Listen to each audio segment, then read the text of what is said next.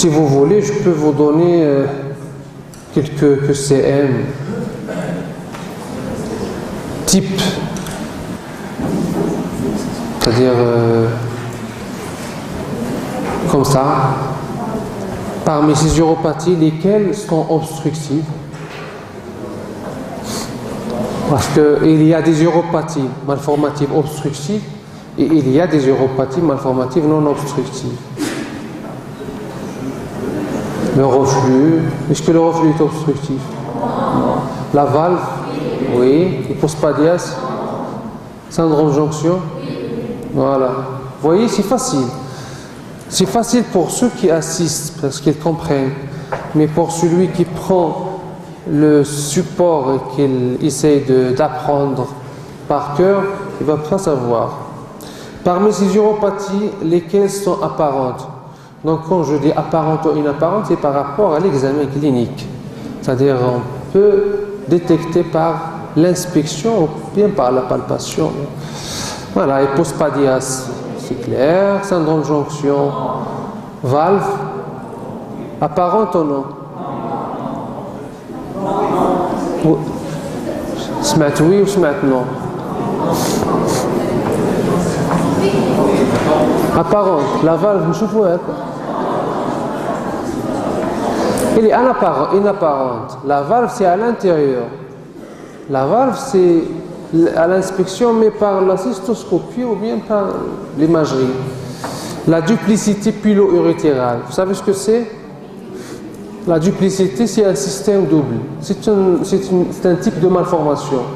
Un type de malformation, c'est-à-dire le système urinaire, il est dédoublé, il est dupliqué. C'est-à-dire on a deux unités rénales de chaque côté, avec chacune son urtère, ses calices, etc.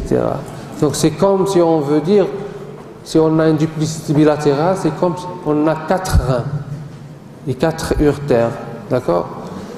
Donc c'est une malformation qui n'est pas apparente aussi.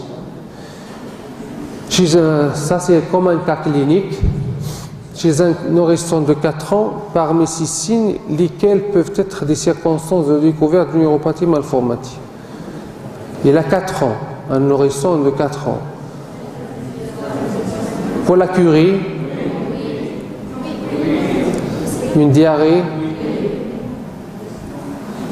une fièvre, une rhinopharyngite.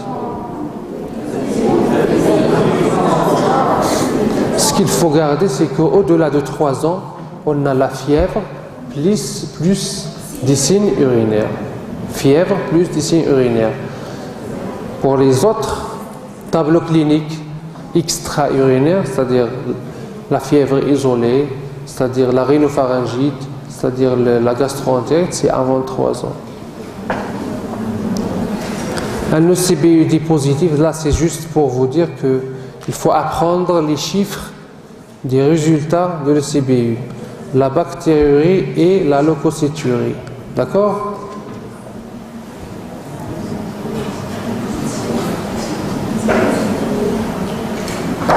L'urétrocystographie est l'examen de choix pour diagnostiquer un syndrome de jonction. Ah non. Et l'examen de choix pour diagnostiquer un reflux.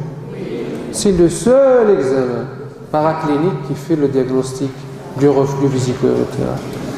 Et l'examen de choix pour diagnostiquer un méga-urtère obstructif, non, doit être réalisé à distance de l'infection urinaire. Oui, donc la réponse 1 et 4. Et je vous remercie. Mais je pense qu'on va enchaîner.